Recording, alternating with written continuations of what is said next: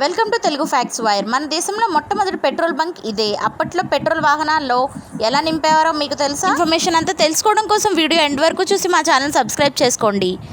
ఇప్పుడు రోడ్డు మీదకి వెళ్తే చాలు ఎన్నో పెట్రోల్ బంకులు కనిపిస్తూ ఉంటాయి. కానీ ఒకప్పటి పరిస్థితి వేరు.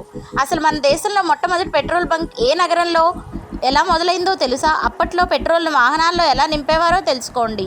ఇప్పుడు మన భారతదేశంలో ప్రతి కొన్ని కిలోమీటర్లకి పెట్రోల్ బంక్ మనకు కనిపిస్తుంటుంది. కొత్త సాంకేతికతో నిమిషాల్లో మన వాహనాల్లోకి పెట్రోల్ని నింపేస్తున్నారు. కానీ 100 ఏళ్ల క్రితం మన దేశంలో పరిస్థితి వేరు. మొట్టమొదటి పెట్రోల్ బంక్ మన దేశంలో 1928లో ముంబై నగరంలో ప్రారంభమైంది.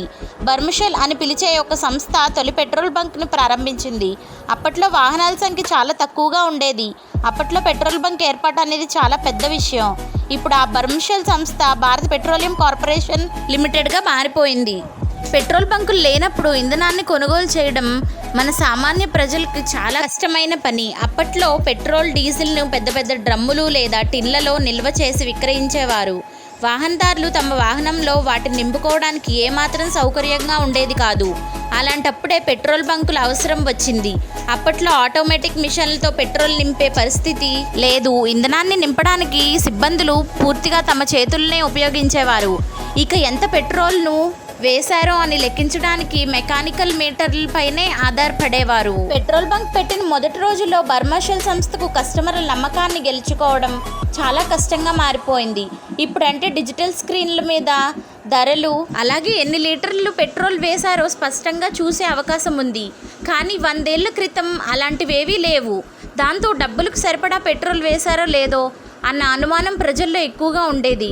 దీంతో కస్టమర్లు తాము తీసుకుంటున్న పెట్రోల్ పరిమాణాన్ని వారి ముందే కొలిచేవారు.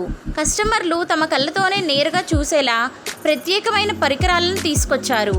ఈ చిన్న మార్పు పెట్రోల్ బంకులపై ప్రజల నమ్మకాన్ని పెంచడానికి పునాది వేసింది. 1928లో మొదలైన మొదటి పెట్రోల్ బంక్ ఇప్పుడు మన దేశంలో కొన్ని వేల పెట్రోల్ బంకులుగా మారింది. ఇప్పుడు పెట్రోల్ బంకులు కేవలం ఇంధనాన్ని నింపే కేంద్రాలే కాదు, దేశ ఆర్థిక అభివృద్ధికి చిహ్నాలుగా మారిపోయాయి. చేత్తో ఆపరేట్ చేసిన పంపుల నుండి ఇప్పుడు ఏఐతో పనిచేసే డిజిటల్ డిస్పెన్సర్ల వరకు మనం ప్రగతిని సాధించాము.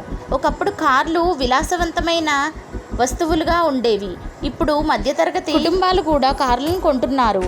ఒకప్పుడు తొలి పెట్రోల్ బంక్ నుండి మొదలైన మన దేశ ఆర్థిక పరిస్థితి ఇప్పుడు ఎలక్ట్రిక్ వాహనాల ఛార్జింగ్ స్టేషన్ వరకు విస్తరించింది.